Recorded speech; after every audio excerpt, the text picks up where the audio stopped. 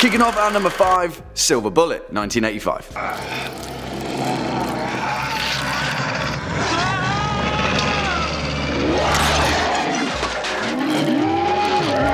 You may sense a trend in this list, and it's that the early 80s seem to have a fervent desire to try and nail down the werewolf genre once and for all, and what better way to do that than with a tale from the king of horror himself, of the Stephen variety of course. Based on his novella Cycle of the Werewolf, Silver Bullet set out to capture that nostalgic, suburban coming-of-age miasma that Stephen King has so often perfected, and Silver Bullet is exactly that, whilst also just being a damn good horror film. Directed by Dan Attias with a screenplay from Stephen King himself, the film stars the one and only Corey Haim as Marty Kozlor, as well as none other than the legendary Gary Busey as his shambolically charming Uncle Red. The thing is though, Silver Bullet, whilst it manages to deliver some pretty decent, consistent spooks, is also a pretty hilarious horror comedy in parts, although perhaps at times it doesn't intend to be. Not only is it funny though, it also has a rare charm that is often found in some of King's similar works, particularly played out in the relationship between Marty and Uncle Red as they hunt down a werewolf plaguing their small town. It's a werewolf horror film and it's a Stephen King film,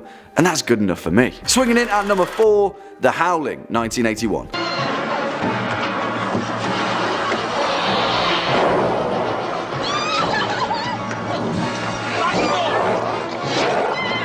Talking of the 80s, now we're getting into some of the era's best. The fact that this film only comes in at number 4 might perturb some people, but believe me when I say that the next few films on this list are pretty tight. By the by though, 1981's The Howling is just a damn good movie, and when you look past the questionable performances, it's still an incredibly intelligent horror film. Directed by Joe Dante and based upon the Gary Brandon novel of the same name, The Howling tells the tale of a woman named Karen and her husband Bill who are sent to the remote mountains of Los Angeles to a rehabilitation resort called The Colony. Well, you know what's what, guys, this is a werewolf list, and of course turns out the colony is actually populated by ravenous werewolves hungry for human flesh, and their sole intention is to bite as many humans as possible to bolster their ranks. Also, although they may seem a little dated now, the special effects in this film from the legendary Rob Bottin were absolutely cutting edge stuff at the time, and it served as testament to the creative lengths that filmmakers can go with the intention of turning an actor into a furious snarling lichen. Werewolves, mountains, 80s blood and gore,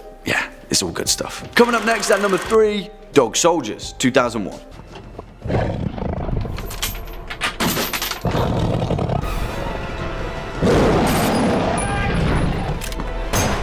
And come on guys, I'm going to be a little bit biased here, but if you're asking me, there's only one British werewolf movie ever worth mentioning, and it's this one, 2001's Dog Soldiers, which kind of makes me feel a little bit old, actually. Nevertheless though, nostalgic werewolf movies aside, Dog Soldiers is just a fantastic action horror onslaught, and it's a must watch for any budding horror fanatic, and more importantly, it's quintessential British satire at its best, although you might need to sink your teeth in a little bit deeper to realise that. Written and directed by Neil Marshall, the man responsible for the awesome 2005 horror The Descent, Dog Soldiers tells the tale of a group of British soldiers out on a training exercise in the Scottish Highlands. Of course, turns out that they're being hunted by werewolves, but the thing that makes Dog Soldiers such a fantastic horror film is that Marshall does away with that worn out trope of boo-hoo, I'm a werewolf and it's super sad, why do I spend so much money on clothes, and instead just turns everything up to 11 and relies on some simple good old fashioned horror mathematics. Soldiers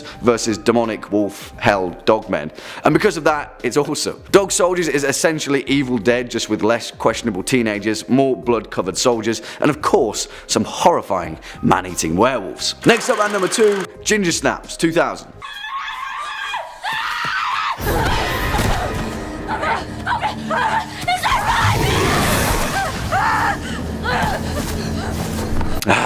Ginger Snaps. What a film, what a fantastic teen horror tour de force filled to the brim with late 90s angst and of course puberty-based lycanthropy. The thing is though, just like how Dog Soldiers manages to depart its way from the tired tropes of werewolf horror, Ginger Snaps also did exactly that, just in a complete and utterly different direction, providing stark proof that you can still make a charming werewolf horror, you just have to do things a little bit weird. And that's what Ginger Snaps is. It's a calling card to all those kids that didn't quite fit in at school or had a macabre fascination with the darker sides of emotion, or, you know, ended up getting bitten by a werewolf. Either or. Written and directed by John Fawcett, Ginger Snaps Snaps tells a tale of two teenage sisters, Bridget and Ginger Fitzgerald, who share a morbid fascination with death, a theme which binds them together on Ginger's transmorphic lycanthropic journey. Let's not pander lightly. Whilst being a fantastic horror film, Ginger Snaps serves as a vivid, bare-bones allegory for the trials and tribulations that young women face when growing up, and it plays wholeheartedly to that formula that if you want to make a damn good werewolf movie, you better be willing to do things a little bit differently. Also, it's got one of the most fitting soundtracks of all time. Yeah, Ginger Snaps, guys. Of course it makes this list. And finally, at our number one spot, An American Werewolf in London, 1981. You gonna help me up or what?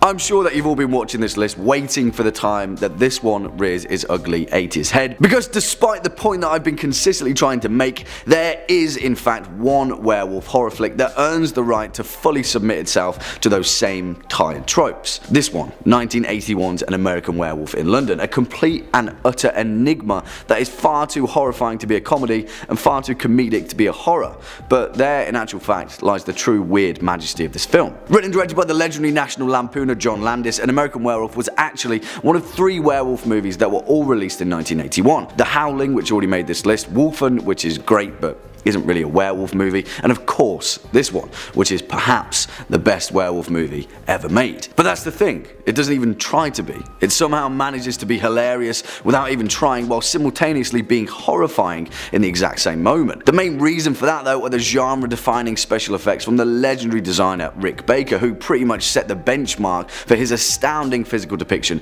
of a werewolf transformation. Let's not beat about the bush, the narrative for An American Werewolf is pretty cut and shut, but that's not why it's fantastic. It's in the tight dialogue, the zingy one-liners, the terrifying moments of body horror, and the point of no return that happens when a full moon looms ominously in the night sky. Kicking off at number 5, The Wolfman, 2010.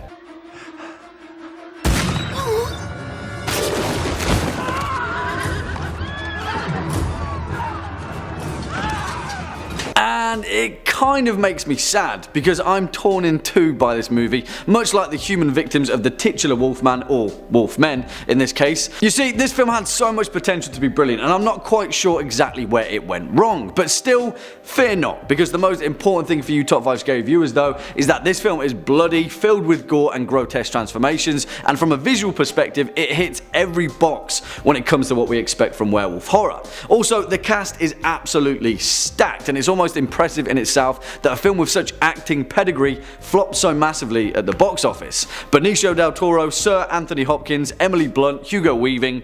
Yeah, some really big names. Written by David South and based upon the 1941 werewolf classic of the same name, The Wolfman tells the tale of a Victorian man, Lawrence Talbot, played by the awesome Benicio del Toro, who is fantastic in this film despite its critical review, that returns home to his estranged father, played by the legendary Sir Anthony Hopkins, only to discover that there's something lurking deep beneath the family tree. You see, the plot is simple, perhaps too simple in its approach for a remake of a film from 1941, but I think the reason that this film didn't exactly strike a chord where it was meant to was partly because of the ending and its resolution, which of course I won't spoil for you, but actually really makes sense. Still, Benicio del Toro produced this film himself, and he put so much love into it as it was one of his first inspirations as an actor, and he was a massive fan of the original Wolfman, and you can tell. And that alone is reason enough to watch 2010's The Wolfman, because most of all, it's fun. Transformations, howling at the moon, Benicio del Toro ripping people's throats off. Yeah, we're spoiled for choice. Also, Max von Sydow makes a cameo in the director's cut, so there's another reason. Coming in at number 4, Where? 2013. Oh, what a good boy.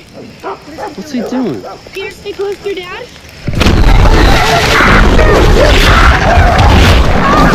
And in complete flip reverse to 2010's The Wolfman, this film in particular decided to pay its dues to werewolf horror and approach the genre from a completely new direction, and for the most part this film works to a frightening efficiency. In 2013's Where is very much a fresh, snarling breath of air for fans of lycanthropy. Much like how Afflicted did the same for the vampire genre, this film does the same for werewolves by giving them a worthy documentary style entry into the halls of horror, although it kind of isn't that at all, and it technically isn't a found footage film, but still. Listen, this film definitely has its faults, and again this film wasn't exactly heralded by critics as a game changer for horror, mainly down to its CGI, but come on, is far from being bad. The reason that this film is a success for fans of werewolves, aren't we all, is because, most importantly, Were is a monster movie. It very much has a clear villain, and that allows it to pull no punches with the throat-ripping and lycanthropic rampage. Written and directed by William Brent Bow, Were follows a crew of investigators who are tracking down the deaths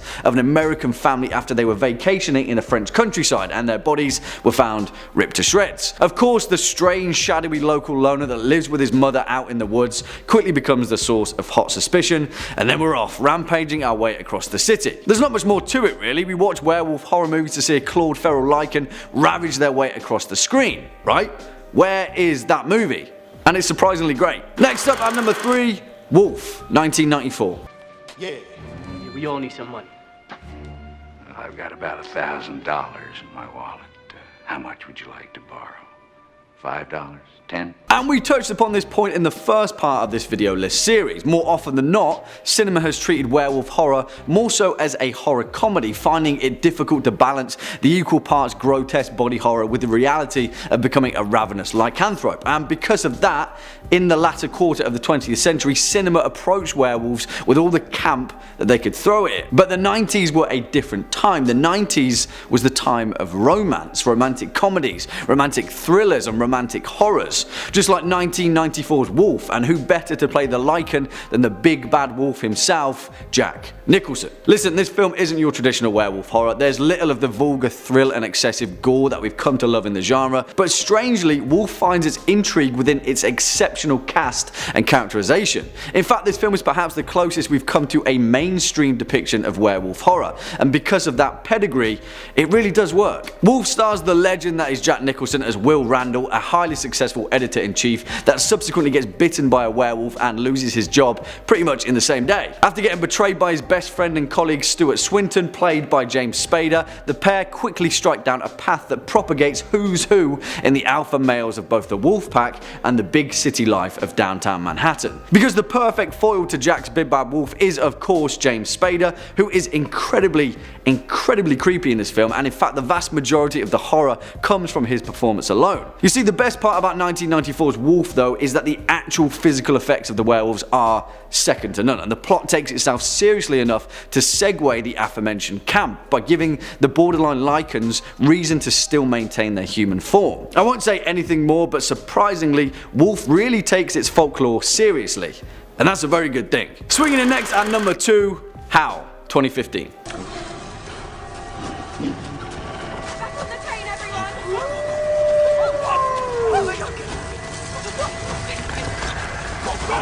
This film is great, and the fact that it's a British indie movie that went straight to DVD will probably do no wonders for the fact that it otherwise fell straight down the black hole void of surprisingly brilliant horror movies from the United Kingdom that didn't get the credit they deserved. You see, it should, because Howl is awesome, and it's very much in line with the pedigree of another British werewolf horror that made our part 1 list, Dog Soldiers. And guess what? This film is pretty much the second cousin of Dog Soldiers, as most of its production crew worked alongside Neil Marshall back in 2002, and this film's director, Paul Hyatt, was the guy who made the incredible prosthetics and physical effects of Marshall's werewolves. So that's reason alone to watch this film. And in fact, I think 2015's Howl may give Dog Soldiers a run for its money when it comes to the characterization of its lichens, because they are fantastically terrifying throughout this film.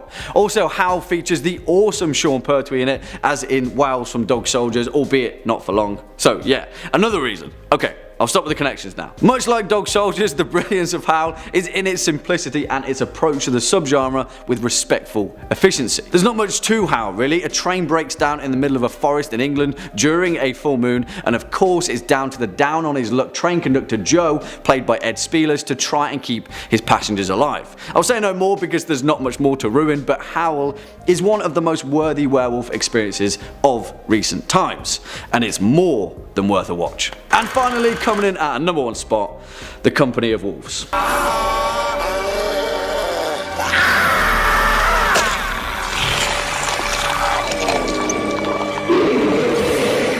considered by many to be the greatest werewolf film ever made. And come on guys, it may be just that, but I had to save some material for part 2, right? Because in many ways the Company of Wolves really is awesome, if not perhaps the truest Lycan folklore, down to the fact that it was written by one of the most astute minds in horror and magical realism, the late great Angela Carter. And if you haven't read her fantastic 1979 book The Bloody Chamber, stop what you're doing right now and do so, because for fans of top 5 scary videos that love nothing more than folklore and horror, it's a terrifying compendium of both of those things. The film itself is based upon the werewolf story that features in The Bloody Chamber, and true to her word, Carter saw through her vision to the silver screen. Essentially, this film is a retelling of Little Red Riding Hood, although obviously it peers much deeper beneath the darkness of its classic tale. The thing is though, The Company of Wolves is not a children's film in the traditional folklore sense, and it is definitely not an exploitation film either, perhaps in some kind of classic werewolf B-movie fashion. It's neither of those things, but it's also kind of both of those things at the same time. I think in many ways The Company of Wolves could have only been made during the specific age that it existed, and it very much is a product of its time, while still being an interpretation of a timeless tale. There's not much more to say really, there is just so much going on deep within the retelling of Rosaline and her long lost werewolf love that everyone's interpretation will be different. So in that case, I guess I'll leave it all for you all to interpret. In at number 5, The Wolfman. Directed by George Wagner and released in 1941, The Wolfman is a horror film starring Lon Chaney Jr. in the title role. After Larry purchases a silver-headed walking stick that represents a werewolf, he is attacked by a creature of folklore. He then transforms into a wolf every full moon and hunts for prey. Now, unlike the rest of our list, that is one of the more classic depictions of werewolves on our list. However, it was also the first of its kind to do it. The movie set the standard for werewolf movies, even introducing the concept that werewolves are vulnerable to silver and are marked with a pentagram. A chilling poem is even repeated throughout the movie. I quote, "Even a man who is pure in heart and says his prayers by night may become a wolf when the wolfbane blooms and the autumn moons is bright." The poem, contrary to popular belief, was not an ancient legend, but in fact an invention of screenwriter Seod Mack, with it being repeated in every subsequent film in which the Wolfman appears. The movie currently holds a 90% approval rating on Rotten Tomatoes, with the general consensus reading a handsomely told tale with an affecting performance from Lon Chaney Jr. The Wolfman remains one of the classics of the Universal horror stable. In at number 4, we have Dog Soldiers. Directed by Neil Marshall in his directorial debut and released in 2002, Dog Soldiers is a horror movie starring Sean Pertwee, Kevin McKidd and Liam Cunningham. During a routine nighttime training mission in the Scottish Highlands, a small squad of British soldiers expected to rendezvous with the Special Ops unit instead find a bloody massacre with a sole survivor. The savage attackers of the Special Ops team return, and the men are rescued by Megan, a zoologist who identifies what hunts them as werewolves. Without transport or communication, the group is forced to retreat to a farmhouse to wait for the full moon to disappear at dawn. Dog Soldiers has been called a mix between Jaws, Aliens and Predator with a werewolf twist, and who doesn't want that? The movie has a lot of tongue-in-cheek humor, however, the domineering creature design makes Dog Soldiers one of the creepiest and most entertaining werewolf movies of all time. The movie currently holds a 77% approval rating, with the general consensus reading, "Frightening, funny and packed with action, Dog Soldiers is well worth checking out for genre fans," and marks writer-director Neil Marshall as a talent to keep an eye on, and kept an eye on we did, with Marshall going on to direct The Descent, Doomsday, Hellboy and The Reckoning. In at number 3, we have Underworld. Directed by Len Wiseman and released in 2003, Underworld is an action horror film that centers on the secret history of vampires and lycans, an abbreviated form of lycanthro, which means werewolf. The plot revolves around Celine, played by Kate Beckinsale, a vampire death dealer hunting lycans. She finds herself attracted to a human, Michael Corvin, who is being targeted by the lycans. After Michael is bitten by one of them, Celine must decide whether to do her duty and kill him, or go against her clan and save him. Underworld is unexpectedly a Romeo and Juliet tale set amid a war between vampires and werewolves, breaking all the rules in the process. Not to mention, the movie relies on practical effects and less on computer-generated imagery. On top of that, it also has one of the most intimidating werewolf designs in movie history. Now, as a whole, the movie and its subsequent sequels aren't the best, but it's certainly changed all the rules of the werewolf genre. As of right now, it holds a 31% approval rating, with the general consensus reading, "Though stylish to look at, Underworld is tedious and derivative." Roger Ebert went on to state that "this is a movie so paltry in its characters and shallow in its story that the worm seems to exist primarily to provide graphic visuals." I'm guessing he wasn't a fan. That doesn't surprise me in the slightest. writers, because I wasn't either. Coming in at number 2, An American Werewolf in London. Directed by John Landis and released back in 1981, An American Werewolf in London is a horror comedy film starring David Norton, Jennifer Agutter, and Griffin Dunne. The plot follows two American backpackers, David and Jack, who are attacked by a creature while traveling to England, causing David to question whether he will become a werewolf under the next full moon. Now, despite the movie's comedic undertones, it's a groundbreaking, grisly masterpiece with chilling special effects and a transformation scene that lingers with you long after the credits roll. An American Werewolf in London has garnered an 87% approval rating on Rotten Tomatoes, with the general consensus reading terrifying and funny in almost equal measure. John Landis' horror comedy crosses genres while introducing Rick Baker's astounding makeup effects. However, surprisingly, Roger Ebert's review was less favourable, with him stating, An American Werewolf in London seems curiously unfinished, as if director John Landis spent all his energy on spectacular set pieces and then didn't want to bother with things like transitions, character development, or an ending. Straight savagery.